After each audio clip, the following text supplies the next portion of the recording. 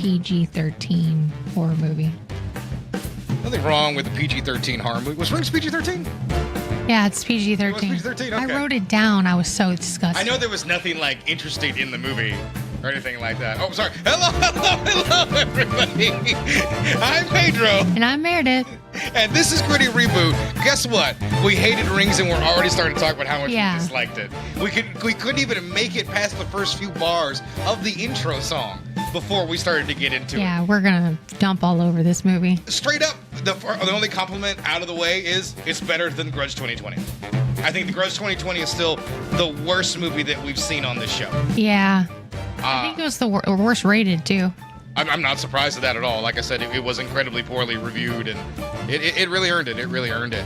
And Rings was not much better, but at least it got the imagery of the series right. Yeah. Which is the biggest compliment I can pay it.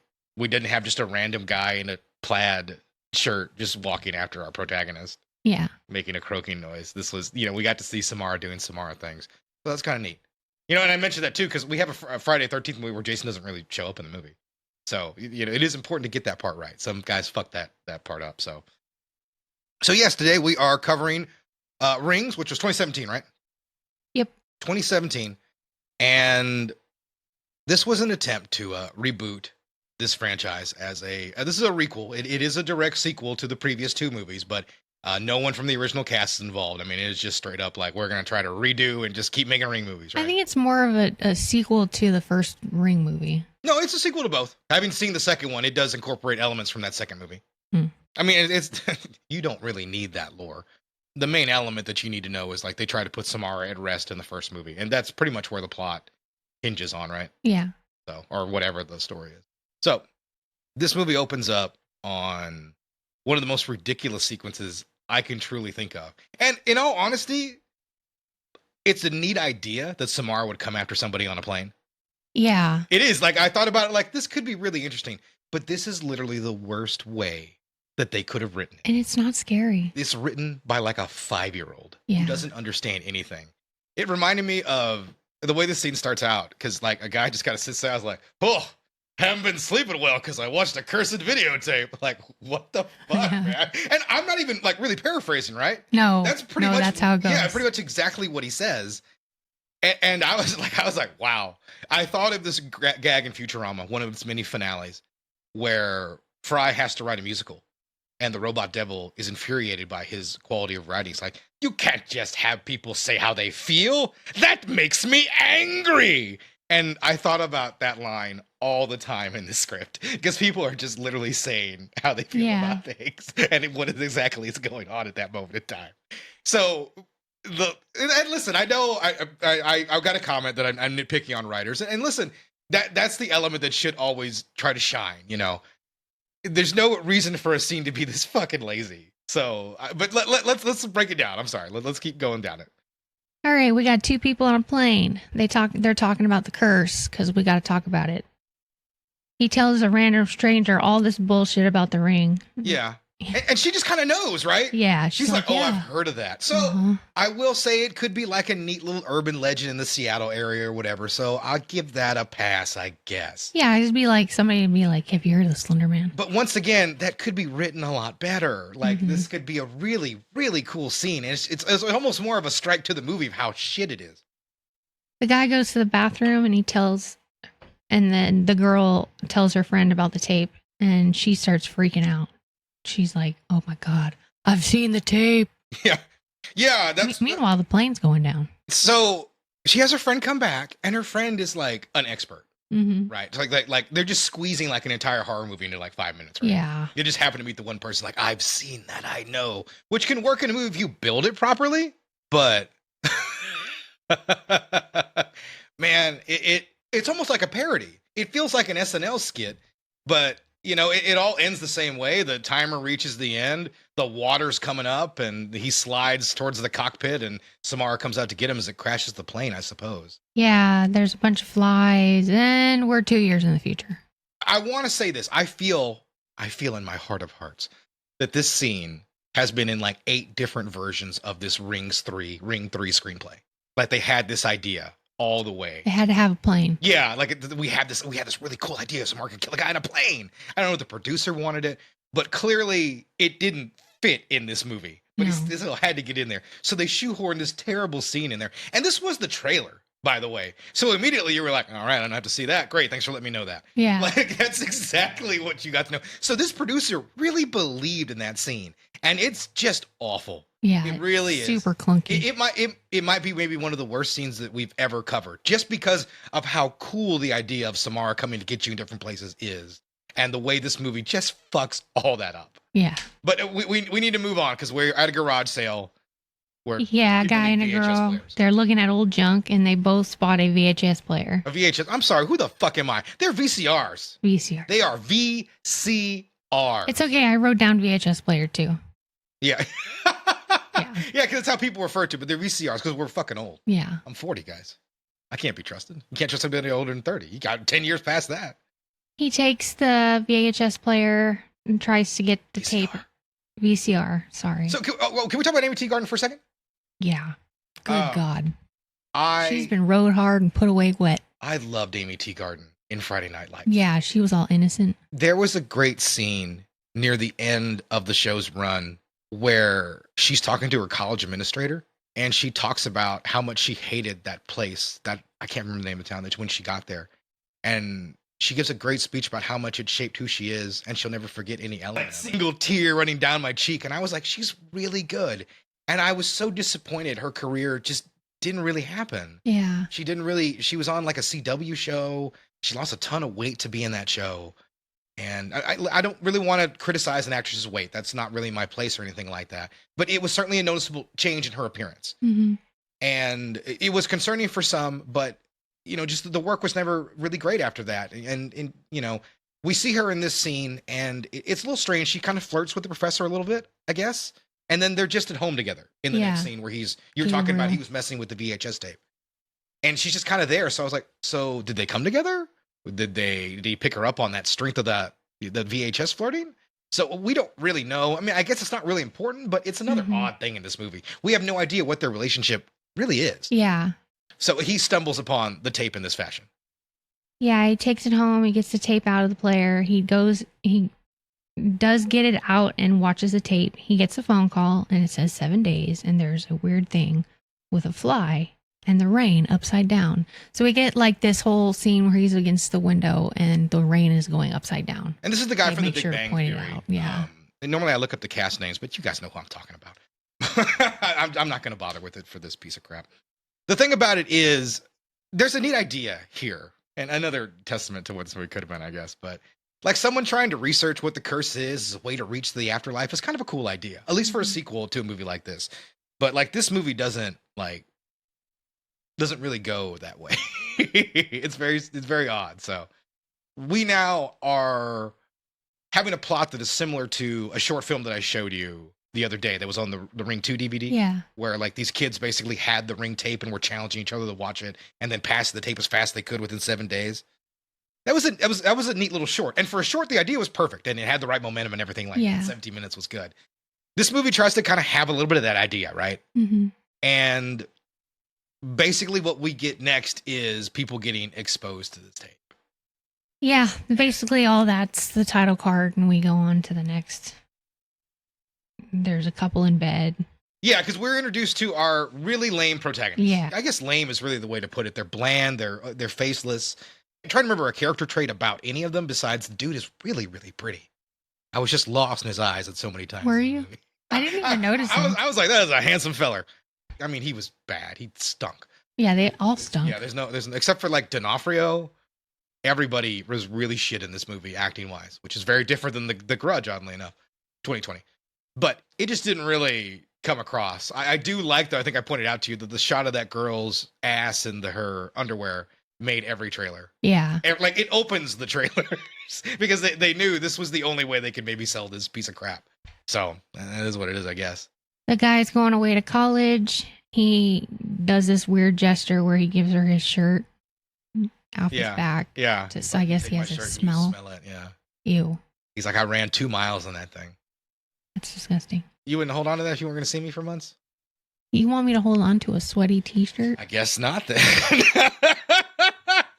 I thought it could have been a nice gesture, but it didn't really work. Mm-mm. They don't Not have for much of me. a relationship. Well, they have no personality in what they're doing. They are split up at this point. They start Skyping. They get interrupted by a couple of college guys. So a couple of college guys come in while they're Skyping and they're like, hey, come with us to this place and we're going to go here. Hey, let's be super ominous and Yeah. talk about something that could be dark, but well, what the hell? So it's just a weird bit of like, this is how this movie is trying to build some mystery. La, da, da, da, da, da. Listen, I'm okay with some contrivances. I really am. But this whole movie is like fucking contrivances. Mhm. Like one lucky accident coincidence after the other, for Christ's sake. But I digress. So they do this and they pull him out. Yeah. And That's the last time she hears from him for a while. so, yeah, doesn't hear from her a while. So obviously she forgets about her boyfriend and goes about her day. Doesn't do anything, right? No, of course. She goes to look for her goddamn boyfriend because it's really weird. He disappeared and hasn't talked to her, right? Yeah. This was one of my big complaints as I was thinking about the plot of this movie. It's like, why in the blue fuck? If he wanted his girlfriend to not get involved, did he say absolutely nothing and drop off the face of the fucking planet? Well, also, she's having some nightmares. Mhm. Like, Oh, yeah, I forget. She has a Samara nightmare yeah, before she even has the curse. She even sees the tape. She's having nightmares. And they're like, can we insert a Samara dream in there? She hasn't seen the tape. Producer's like, who gives a shit? Just put a fucking dream in there and get the movie to 90 minutes. Yeah, that's how this whole thing kicks off. Is she has a damn nightmare, and then she gets all weirded out and goes after her boyfriend. I mean, I know she has a connection to Samara and everything like that, but what the fuck, She goes to his dorm and he's not there. She looks through some things, finds a cell phone. It goes dead, and it's like blah blah blah. Well, like his room is like a video game because it's just like convenient Evan. Like she's walking around like Silent Hill, picking up item after item Yeah. that's helpful. Like this key hanging there. For some reason, I can interact with it. Wonder if it will be important later. As I was watching it, she even like sees the schedule with like his class that Yeah. he should be at circled. I was like, Jesus fucking Christ, why not just have a way marker like in Skyrim pointing where she needs to go? She is nosy as fuck. She too. really is, yeah. Like, dude, She I don't would give a dump fuck her. about her boyfriend's privacy, yeah. No. She deserved to catch him in bed with like some other co-ed or something like that. Jeez. That would be more, maybe possibly more. Then she goes to his he goes to his class. She looks at his schedule and goes to his class. And it's that guy, the professor's Gabriel. Yeah, Gabe, his name. the Big Bang guy. He explodes. So when she goes down to talk to the professor, she bumps into those guys, right? Yeah, they're acting really weird. And they act like douchebags to her for no Yeah. reason. I was like, you don't want to make her suspicious. You don't want her to call the cops and ask where her missing boyfriend is at, right? Yeah. Because the second the cops are going to come in there, and like shit's going to get out of hand real quick, right? 'Cause, well, the Mhm. first thing that's going to happen when they go in there and bust that up. All right, let's watch this tape, right? Yeah. You have what the movie takes 90 minutes to get to, basically. But It's ridiculous. there's no real foresight in like the story and how it would apply to the real fucking world. Yeah. Which I mean, I understand. I mean, I get it, but it's just sort of whatever, I guess. Well, the professor's acting really weird too. He is. He's acting shady as fuck. Yeah, and so she decides to follow him. Because he just tries to deny, right, that he even knows the guy. Yeah. It's like it reminds me of Into the Multiverse, in the Spider-Verse, Mhm. where it's like, play dumb. Who's Mark? Like, no, not that dumb. Like he's just like, I don't know, I've never heard of this guy. Oh, I don't know, we don't do anything. When it's just when he just could have been like, you just haven't seen him around. I don't know. He was a good pupil, and I think he's been out. I was kind of hoping he might have been at home. And that could have diffused the situation. Instead, he acts like a shady asshole, so the story can keep going where it's going. Yeah, it's ridiculous. Yeah, this I mean, movie. it's I a even really wrote bad in my script. notes how ridiculous and stupid It things might be the worst script that we've had. it's Because so at least The bad. Grudge 2020 had those deleted scenes, which had some heart to it. Mm-hmm. So this movie doesn't have it. I mean, who knows? There might be a Lawrence Arabia cut of this bitch out there, but I fucking doubt it. Well, we get in an elevator, and this is where the key comes into play.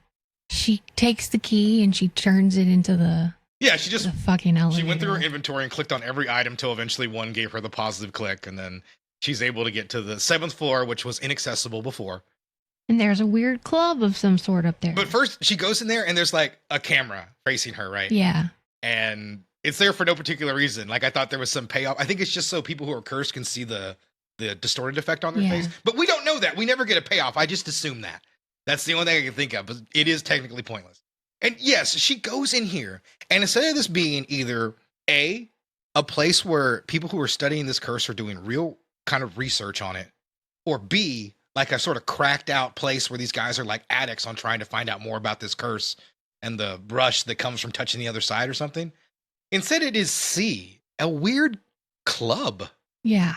The least like. It's a weird club. How does this make any sense? Yo, homie, listen, I got a great party going on tonight, man. Gonna be a real rager.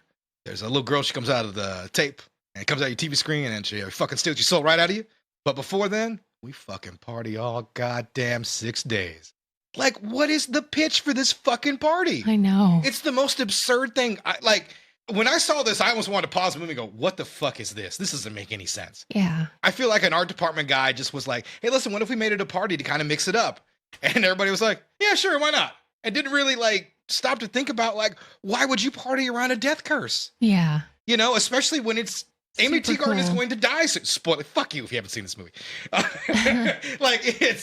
It's a very serious thing. And the movie can go a couple directions with it. And this party is the least engaging thing they could have possibly done in this scenario. Mhm. And I fucking hate it. Maybe I do hate this movie more than The Grudge. Yeah, I think you do. Yeah, maybe. Let's keep on going. And let's see where I go with it. And the professor's there. So Gabriel's there. She spots the girl from the other day and she goes, Amy Teagarden. yeah. She goes with her back to her house. Yeah. One of the other guys who also recognizes her from class sees that she shouldn't be there, but he also doesn't do anything about it. Yeah.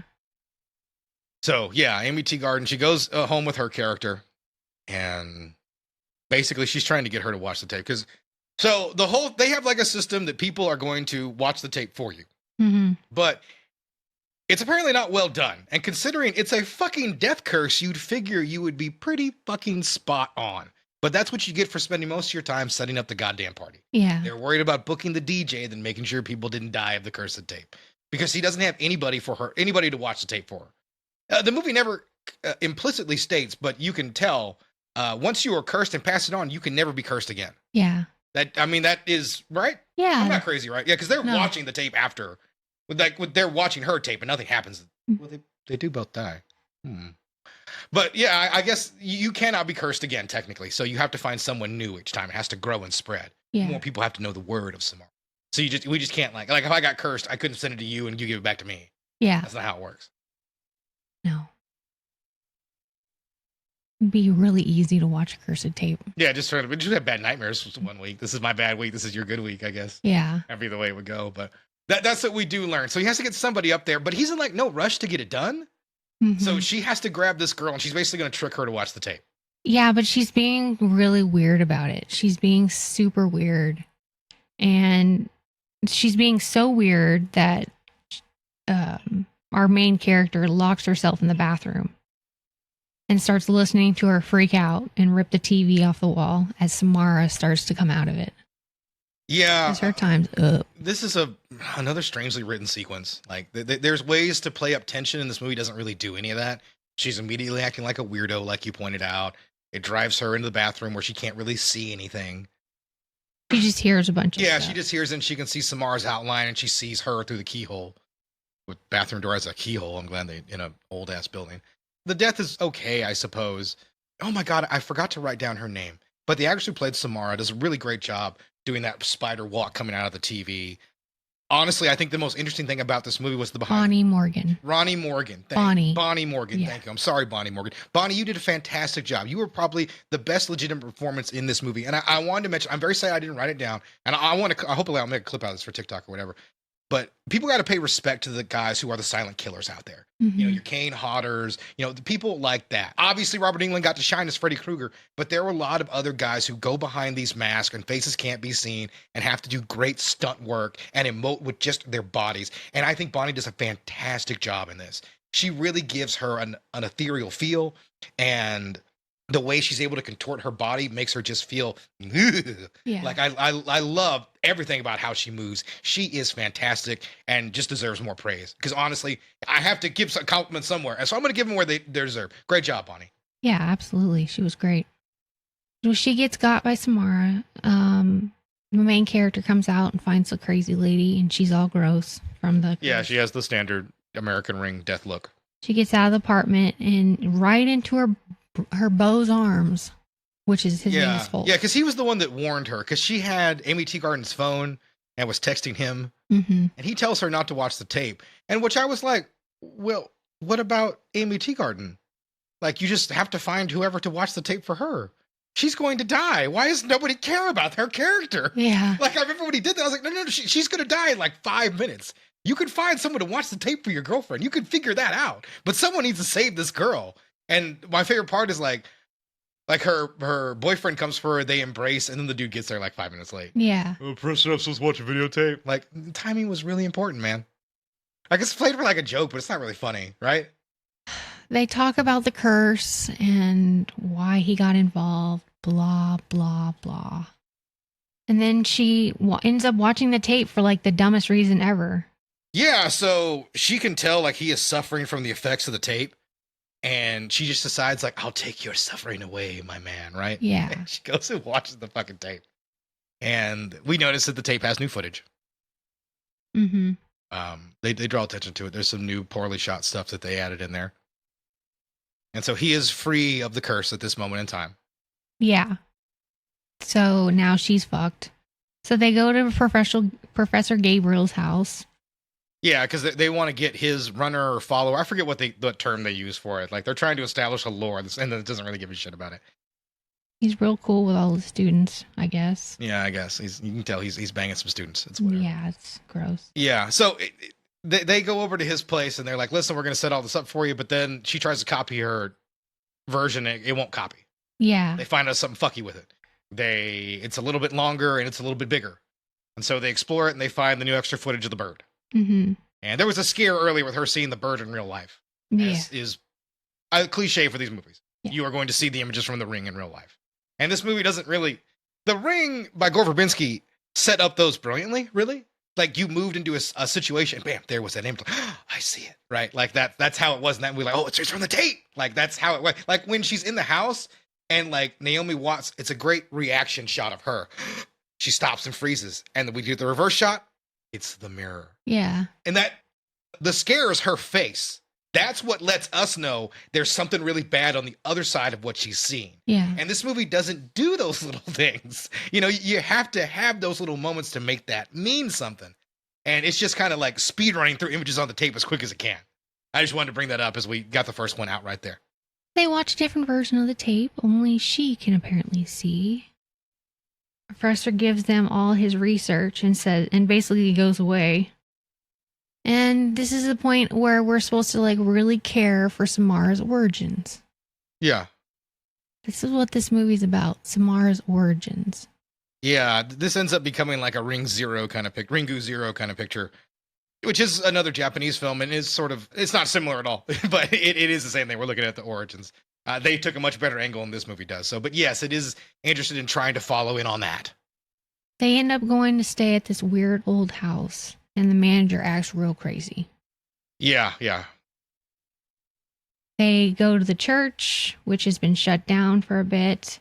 They go to the cemetery. Yeah, because we have a little bit of the small town cliche that everyone there is kind of loony and somewhat mysterious, somewhat evil. Yeah, and like it is what it is, I guess. And yeah, they head down to the cemetery.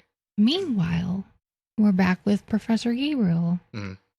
He gets epiphany. He tries to get a hold of Holt and Julia. He takes a look at... How's he have a picture of a burn on her hand or something, right? Yeah. Because that's the whole gag, right? He understands that. Yeah, it's in Braille. Yeah. It's in Braille. That's the joke, people. It says rebirth. That, yeah, he realizes that, but doesn't say it. He just says, I have to talk to you about something. Yeah. I can't say what that something is. That would be far too convenient for you in the plot to learn at this moment. We have to have more obstacles. So I won't tell you just yet. See you soon. So that's where we're left at with that one. He gets in his car and takes off to storyline A. Yeah.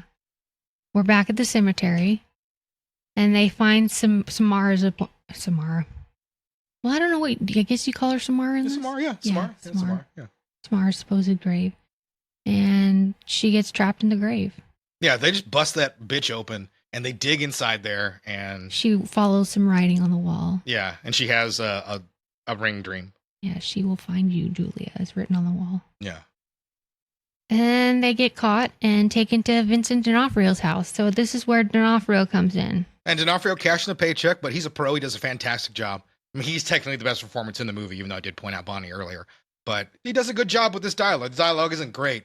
He does a much better job of something like Sinister, where he shows up to just be exposition man. Sure, it's just exposition, but it's creepier than what he has here. I thought all this bullshit really brought the movie down. Oh, you mean where they just talk on a table for like 10, 15 minutes? Yeah. Oh, yeah, that was fucking thrilling.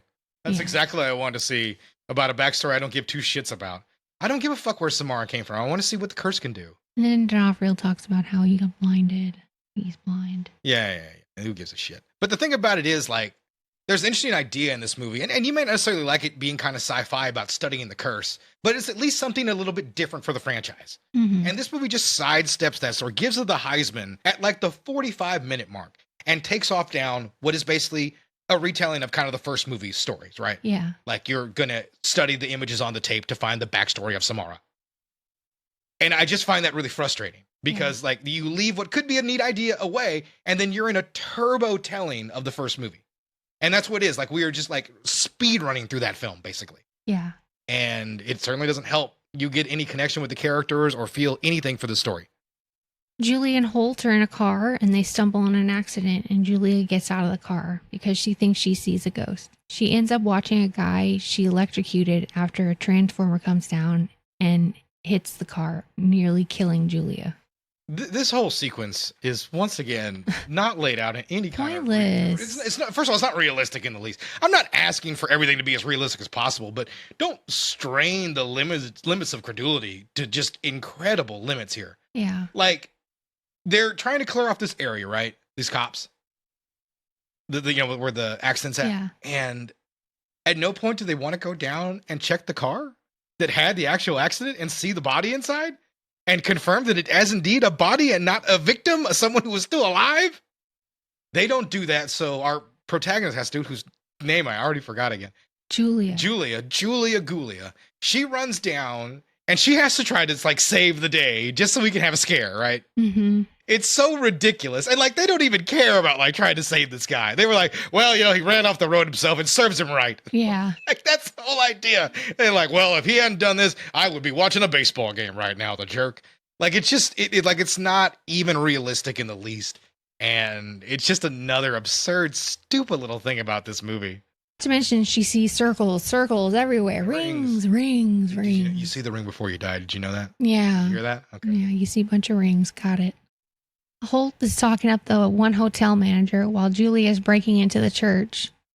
She's in the basement looking around, and she looks like someone has kept, maybe the priest kept some kind of captive there. Yeah. Sorry, this show signs that somebody. There's like there. Bondage. There's people there whipping each other. There's a guy getting his balls stepped on. It's no, not that wild kind of stuff. Oh, sorry. Not sexy bondage. Not sexy bondage. Evil bondage. We want to be very clear. This is evil bondage. This is like prisoner bondage. Prisoner bondage. Yeah. Whatever. I'm going to type in prisoner bondage into Pornhub and see what I get. You're going to get some nasty stuff, I bet. So the priest has kept somebody captive. Then we get a flashback. A flashback? Or a flash forward? I guess. I don't know. We don't really know. Yeah, it's just a flash. Yeah, I wrote flash forward ? That's an accurate note. Yeah, that's an accurate note by you. Yeah. And Julia looks like in a cell, and she reads all the writing on the walls, and she thinks she knows everything. She goes to Vincent D'Onofrio's house. She tells him that Evelyn is Samara's mother, and he starts acting weird. Yeah. Weirder. Weirder than normal. Mm-hmm. So. He starts hamming it up, which is fine. I do enjoy this bit. He does a nice job hamming it up. He grabs her and pins her head to the table, but he's still blind, obviously, so she gets out of his way pretty easily. Turns out, he's the priest. Yeah, indeed he is. It was him all along. That's right, guys. The most notable actor in the movie ended up being the bad guy. What a shocker! Yeah. Old Ebert's The Economy of Actors is not even hidden at all in this movie. There's not a single name actor in this thing, and the only guy who was even kind of recognizable was killed off pointlessly. Mm-hmm. So here we are. He goes off after her, and she gets away, pushing him down the stairs. She continues to hunt for clues on what's relating to the curse, basically, Mm-hmm. while she's doing all this. Meanwhile, Yeah, she's trying to grab exposition while in a chase scene. I like that. Yeah. We're back with Holt as he tries to save Julia. And he gets hit in the head by Vincent D'Onofrio. He's no match for a blind man. Yeah. This guy's fucking worthless, by the way. One of the worst boyfriends in a horror movie I can think of. Yeah, he does nothing of any value except get his girlfriend in danger. Yeah. D'Onofrio catches up with Julia and he starts strangling her. And then Samara comes in and kills him. Yeah. His death is kind of neat, you know? Because his whole thing was like, she can't haunt me because I can't see her. And then, like, she just makes that motherfucker regrow his eyes. Yeah. And the last thing he sees is the ring. Pretty cool. I did like that. Like, she gives him the eye and then he falls down. Yeah. It's, I like that. I really did. So that's like the one death I liked in this movie. They burn her bones. They burn her bones. They burn her bones. And we're back at home. Julia takes a shower. She's peeling off, like, chunks of skin from her burnt hand. Yeah.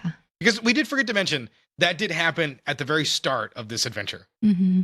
When she got a phone call and it burned in her hand, that braille. Yeah. And that was one thing that was different in the curse. And we mentioned that at the time when we watched it, but we didn't bring it up early in the film, but it did occur. So, and that is braille that says rebirth. Yeah. Lame. And so that's the whole thing. So while she's slowly ripping away and like Samara's like facing in, he's like, what does it mean? And he's going to like the universal braille translator and like typing in all the dots.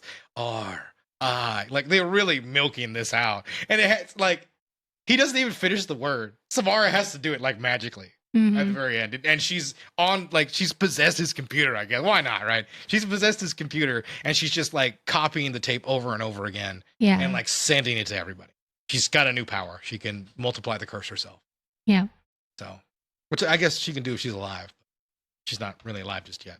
Either way, that's how the movie ends, and it's not great. Yeah, it leaves it open, like, yes, for a shitty sequel. This movie did so poorly at the box office, I believed Paramount actually wiped like 3 other horror movies off the slate because this movie bombed so hard. There's a Friday 13th movie in that too. Wow. A sequel to the reboot got canned because this movie did so poorly. I don't really know how that works besides studio exec logic. All right. So here's some trivia.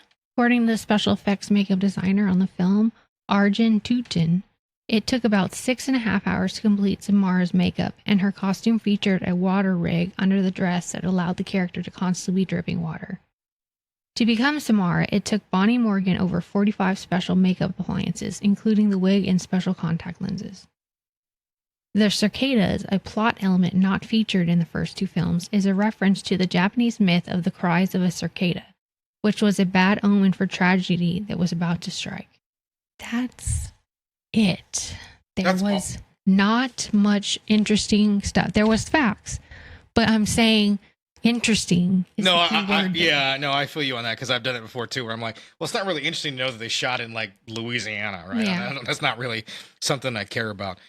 Is interesting though. This was a $25 million budgeted film worldwide. It did bring in around $83.1 million. But I did want to mention this movie had a massive marketing campaign. They really thought they could push this through to being like a big movie. Like they wanted to make $80 million in America, not worldwide. Yeah. So this really wasn't the kind of film that they were looking for. So the kind of hit that they wanted out of this franchise. So they just shelved the whole thing.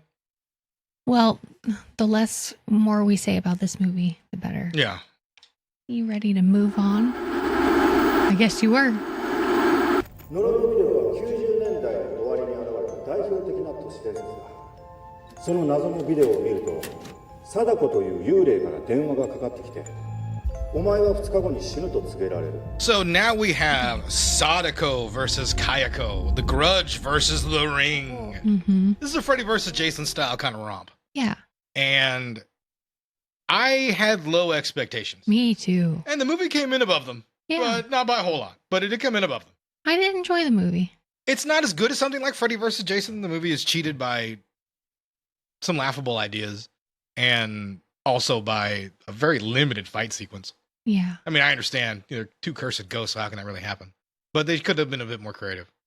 The fact that it happened at all is amazing. Yeah, like, listen, I either wanted more absurdity or less absurdity. And the level of absurdity was not where I wanted it to be at.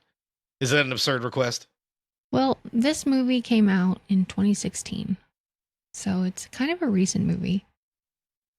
We start off with a woman who goes into that house. Oh, you know that house, the cursed house. Yeah. And calls out. And she sees Miss Yasu and kind of is like, why didn't you answer? Yeah. And she opens this door and there's no one there. She opens another door and there's a TV on and a dead woman with a cord wrapped around her neck. Yeah, so we're already getting into sort of standard haunted house Grudge stuff. Yeah. So the TV comes on and Sadako is standing behind her. Yeah. We jump to a man lecturing about the cursed tape and Sadako. So this is one of the movie's more interesting characters. First off, I love that he takes the time to promote his self-published book. Yeah. Like he just inserts an Audible ad. He's like, right at the start of his podcast. He's like, right at the start of his lecture, he's like, so before we start talking about physics today, let me let you know, you should really consider Pet Box for all your pets' need. Like he just goes right into it, and I dig it. But he lets us know all the information we need to know about the cursed tape because kind of much like the later Jason sequels, this movie is sort of off-brand, right? Yeah. Like the curse is not the same, the tape is not the same. It's a 2-day curse now instead of a 7-day curse. The Grudge stayed fairly the same. Yeah. But oddly enough, the ring was changed a little bit. I wanted to look into it, but I couldn't find great resources necessarily in English. But either way, they changed it up. But it does make more sense for this movie's story, I guess, for the Grudge, for the curse to occur in 2 days, not the Grudge. We meet some of our main story characters here, Yuri and Natsuma. They're students at his lecture. Yuri nearly falls asleep in class. Which I like. I like Yuri. Yeah. And then we bounce to our another character that we're gonna be with, Suzuka, who she's watching movers move into a house which is next to the cursed house. Yeah, yeah. And so even though there's a big sign that says keep out, that's not really gonna work. It's all bound up. The gate's all bound up. Yeah. There's like wire covering it. She gets a weird vibe from the house next door. And then we see she goes up to the gate of the house and we see Toshio. Yeah. And by the way, in case you didn't miss him in the background, like the camera, like they do it like a post zoom right in on Toshio, so you know that he's there and it's the Grudge house, so it's very fucking clear. Yeah. And then we're back with Yuri and Natsuma, and they're looking for a VHS player. VCR. Yeah, they're looking for a VCR, so they head down to like a thrift shop, I guess. Mm-hmm. She takes the VCR and she hands it to her friend, and she comes up with some hair, which is gross. Yeah. The curse is already starting. There's just extra Sadako hair just falling out of the VCR. They take it home, and there's a tape in the VCR. My God. They play the tape. And I love this because it's Yuri, right? Who just like, they start the tape and she gets a text and she never looks back up again. Right? No. Yeah. And so the other girl, Natsuma, she watches like the whole thing and they're tired. While Yuri's like, da, da, da, all right, let me just add an emoji. Like she just does not care. Like she looks up at the end like, oh, let's rewatch it. And then that's when her friend lets her know that she thinks it's the cursed tape. Yeah. She's like, this has got to be the tape that the professor has been talking about. I think it's probably the hardest I really laughed in the movie because I thought that was such a legitimate thing that you would inadvertently, your ADD would save you from a death curse. Yeah. Like, oh, shot of a well, boring. Yeah, because not soon after. Yeah, you have to watch the whole thing. Natsuma gets a phone call. And you don't Sadako doesn't mess around. You immediately see her. Yeah, in this version, she's like right there in the room, ready to like, boom, give a jump scare and then hop out. Yeah. But she's in turbo mode, so she's got to get shit done in 2 days. She's got to add in all that scaring. We bounce back to Kayako, who is the girl who works at the thrift store that they got the VCR from. And she's talking to her family, what I guess is her family or just the shop owners, about selling the cursed tape in the VCR. And then Keiko starts acting weird, and she goes to a very high spot in the warehouse they're at and jumps off. Yeah, this is a little weird to me because she's only like, 15 feet off the ground? Yeah. We talked about this a little bit last week in The Grudge, or a couple weeks ago in The Grudge when Bill Pullman jumps off. It's like, you don't really know if that'll kill you. You'd just be horribly maimed from that. And this was even worse, in my opinion, because it's not that far a fall. I know it's on the concrete, but it's still not that far a fall. Yeah. She just could have really busted herself up and not really died. It was a little odd, I guess.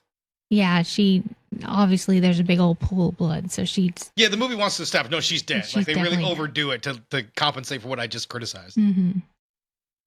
We're back with Suzuka, and she's talking with some students about Kayako. She gets her tarot cards read, and it's all bad. It's not good. Yeah, it's literally as bad as it could be.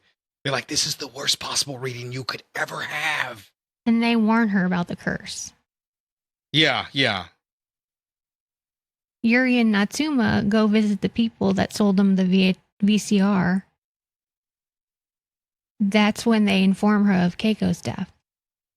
And that's when they know, like, 100% like the shit is real. Yeah, Natsuma starts freaking out. I think Natsuma was already like 80% on board. Yuri was not. Yuri's on board at that moment. So everybody's all in at that point. So that's why they have to go visit the professor. Yeah, they go visit the professor. Because he's the only guy that can help them, theoretically. And then he goes to watch the tape because he's like sexually attracted to Sadako. He wants to put his dick in this tape. Yeah. He wants that tape to put his dick in him. Yeah. He does. He wants bad things. Like he is all about it. And so he watches it. And in his fervor to watch the tape, this dumbass lets Yuri handle the tape when it should have been Natsuma. Yeah. And because then the curse would have been passed on and she would have been okay. Yeah. But this idiot doesn't think of that, so they don't get to save somebody. Jackass. Yeah, and he just watches the tape. For no reason. So he's cursed too. He gets a phone call and he's kind of excited about it. Yeah. He's thrilled that he's going to die in 48 hours. Yeah, he really. I do like that he's just like generally like he's like, yeah, this I was hoping this my whole life. Yeah, died in 2 days. Yeah, like he really is pleased as punch. He is a fun character if he is an idiot. They start brainstorming ways around the curse, and then we have Suzuka back, and she comes on a sad kid. Yeah, the Grudge is underplayed in this movie. Yeah, that's one of my other big critiques. And the sad kid's getting bullied by some other kids. And they basically force him into the dreaded house. They cut the wire on the fence that holds them back. Yeah, it's like a dare for kids. They go and they push them in and they end up going in the house. And this is not a really well done little scare sequence. It's kind of blunt. He sees Toshio pretty much immediately. Yeah. The Grudge ghosts are right on him. It's a gnarly scare, though. Yeah, there's one nice scare, but that's about it. The sad boy, he kind of embraces the house in a weird way because he takes a rock and he throws it at the bully and then shuts the door back into the cursed house. Yeah. And he hides. And they go in after him.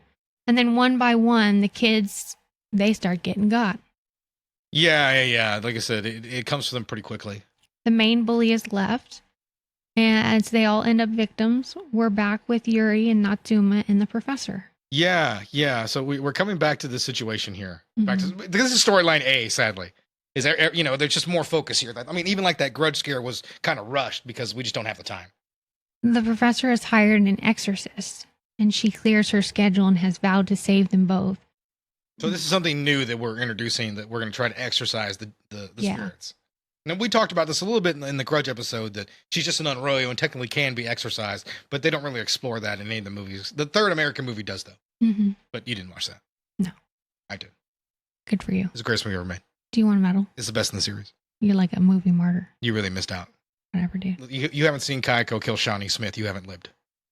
You don't even know who Shawnee Smith is. No, I don't. You should know who Shawnee Smith is. Should I? She killed John Kramer for his own. Actually, she didn't kill John Kramer. Do you know who John Kramer is? No. Jesus Christ. You are going to hate when we have to do the Saw movies. That's where she's famous from. Ugh. And The Blob. She was in The Blob. We covered her. I like The Blob. She was also in a show called Becker.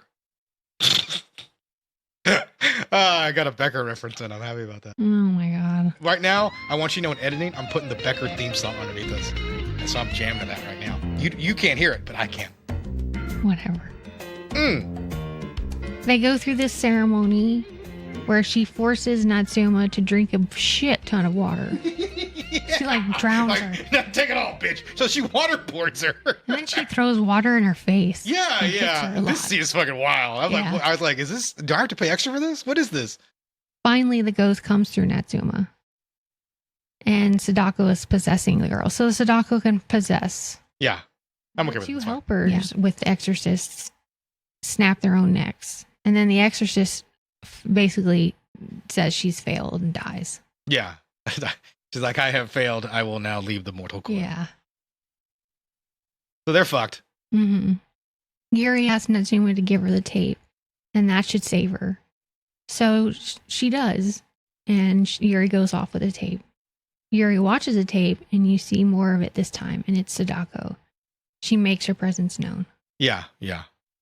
The curse is increasing in power, so she can show more, I suppose. Mm-hmm. I guess it works the same way in the American version, too. She gets her phone call, and then my favorite character in the entire movie shows up. Yeah. This is where it gets a little fun. Kaizo. With a strange blind kid. Yeah. Yeah. And they're like a duo that fights demons. Yeah. He's like Constantine of Japan. Yeah, basically, that's who he is. He's like paranormal investigators, but they're really fighting some demons out there, trying to save people's lives. They start assessing the situation. Kaizo's pretty awesome, though. He starts ripping curses off and out of people, left and right. Kaizo leaves them eventually and says, call him if anything crazy happens, basically. And they start going off to figure out how they're going to fight both curses. Yeah, so this movie does slow down a bit while we're basically trying to figure out how they're going to do this, which is kind of a shame. He basically thinks the curse can be lifted by an evil fight. Yeah, this is his whole plan. They want to get the curse to fight the other curse, the grudge to fight the ring. And it's not necessarily a bad idea. Matter of fact, it's probably the best idea they got at this moment in time. It's a big risk, but you got to play for risk at this moment. Usually these work out in movies. Yuri, who we're now back with, this yeah, we go back and forth between we have storyline A, storyline B. Yeah. Yuri's in the shower and starts getting haunted by Sadako. Yeah. Kaizo ends up at the cursed house.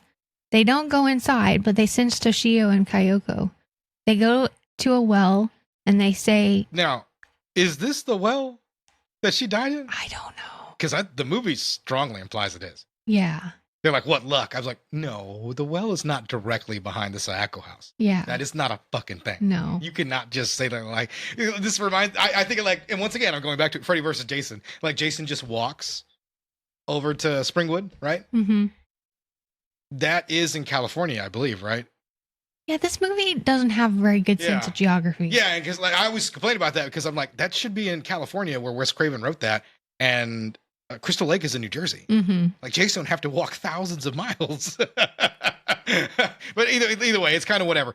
This is sort of that same thing. Like, hey, why would you put these together? That doesn't make any sense to me. Yeah. But hey, listen, we got to hit 90 minutes. Yeah. They're basically going to use the well as a last resort. But they have that in their pocket in case they need it. They have it in their pocket? The blind girl, she tells Suzuka not to go into the house and that she knows she's drawn to it, but just not to go in. And then Kaizo is basically like, she's going to die. We're back with Natsuma, who admits she made a DVD copy of the cursed video and that she's uploaded it to the internet. She doesn't care about it.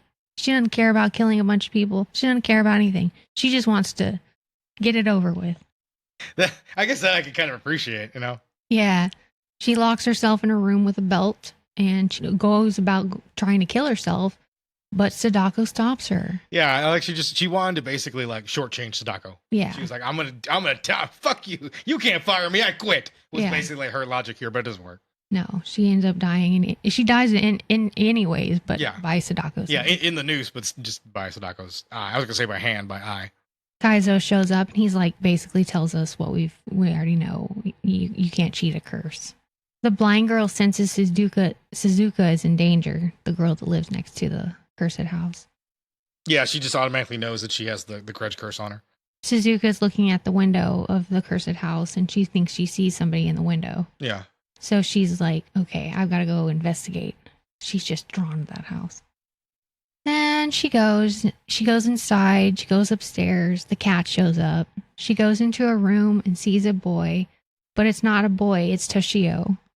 It's a pretty good scare, I guess. She screams, her parents come after her. That's a fair assessment of it. Yeah. The baddies show up, Kayako takes the parents.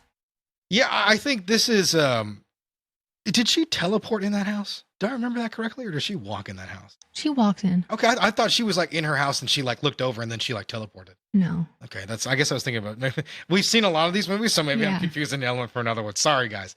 But I do like how the dad is killed. He gets his neck like stretched out. Yeah. That's kind of neat. And then the mom's legs just turned to stone for some reason. She can't get out of the house. Yeah, Toshio like he jumps on your shoulders and Yeah. fucks with your head. Yeah. He's given like an attack ability in this Yeah. movie, even though he doesn't get to attack Sadako at all. Kaizo shows up and throws Sadako inside, and Kayako retreats, and Suzuki's mom gets got, basically. Gets got. My way of saying they got killed. Yeah. What do they toss in the house? Oh, they toss the spirit of Yeah. I forget what he puts it in, but it's like a sack. Yeah. A magic sack. The Kaizo thinks the two curses will fight each other. A magic sack. And that would move the curse entirely. Yeah, sure, why not? And then they start prepping, so we get a prep scene. Yeah, we need a montage. Suzuka says she's afraid. Terrified. Kaizo puts them in the house with a camera phone. They set up a VCR with the cursed tape and watch it. Both of them. Both of them have to watch it in order for the curse to work. Crazy shit starts happening, but Suzuka continues to watch the tape. Sadako comes out of the TV and grabs Toshio and pulls him through the TV. So Toshio is a jobber. Yeah. I think that's the one thing I wanted to note about this movie. She just sort of grabs him and pulls him in. And like, that's it. He's done for the fight. Yeah. He only shows up when everything's over. At the end. Yeah, he's done. Like, he will no longer be of service. I was waiting for him to come in and like do something, but he does not. Sadako comes out of the TV and Kayako starts coming down the stairs. Kayako makes light work of Sadako, but she gives her like a bulldog right into the floor and then like drags her. All is not lost. Sadako puts her hair tendrils in her mouth and bursts her, like explodes. Yeah, gives her the eye and she just explodes. She bursts into a bunch of hair. Yeah. Sadako appears to have won, but Kayako smashes the tape. Yeah, Kayako just respawns in the house because you can't kill her because she's a ghost. Yeah. And so she comes in and just starts smashing the tape, which pisses off Sadako because she needs to make copies of that. Mm-hmm. Kaizo shows up and saves the day. Yeah. They run to the well. He doesn't save the day. He saves them. Well, we don't know that. At the time, he saves the day. They go to the well. Kaizo tells them one will have to be sacrificed to end the curse. Yeah, he's like, it failed. It's not going to work. When are you going to die? Just flip a coin. They will have to be possessed and locked in the well and Yuri volunteers because she's the one that started. Yeah. Started this whole thing. Sadako and Kayako show up. They go towards one another and Yuri drops into the well. Yeah, like they run. Even though Kayako has a broken ankle, she runs like as fast as they can and she jumps in, just avoids them. And the two of them merge in like one ghost ball spirit. Mm-hmm. One Onryo donut hole, basically. Yeah, they basically combine to make this big giant creature in the movie ends. Yeah. They go down, they possess Yuri, and there's a nice shot of her, like one single tear running down her face as they possess her, and they use the flimsiest spiritual cover to cover the well, and it does not work. She emerges as Kayado, I think is what the technical term is. Yeah. That's the both of them combined, and she's, Sadako making the grudge noise, basically, with a little bit of the plastic wrapped around her. They're combined as one in some ultimate spirit. That was it. And that's how it ends. Yeah, and it has a dark ending, which I like the world's kind of fucked, I guess. Yeah. I guess that's kind of nice, but this was just okay. Nobody won. This was just okay. The first movie was a 2. This movie's like a 4. I enjoyed it a little bit more. I'd call it a 6. Yeah, I think I wasn't as enamored with it. Like, in between those moments, the fight wasn't really a whole lot. So, I couldn't even find a whole lot to necessarily criticize in it. I mean, there's some dumb things in it, but it's not as dumb as Ring, so I'll give it that. It at least knew it was trying to be a little bit of campy fun. All right. So for our reviews for this movie, for The Rings, 3.5 user review, 8% on Rotten Tomatoes, and a 4.5 out of 10 on IMDb. Sadako versus Kayako, 50% on Rotten Tomatoes, 5.1 out of 10 on IMDb. So it got a little bit better ratings. Mm-hmm. I went for 10-star reviews on both. Here's the first one. Now, whilst I think it's the best sequel to The Ring, I haven't had a chance to see of any of the Sadako movies or Spiral, being they aren't available in my country. I consider The American Ring a masterpiece in horror. It changed the game. Whilst The Ring 2 wasn't great, it was a decent watch. Now this one I wouldn't class as a masterpiece by any means, but I think the film is a lot of fun. The whole thing, Gabriel finding the tape and doing an investigation into the afterlife, was fascinating. Kind of wished he had stayed around a little long.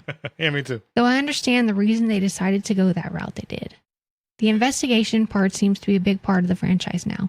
It was good finding out who her father was. Was it?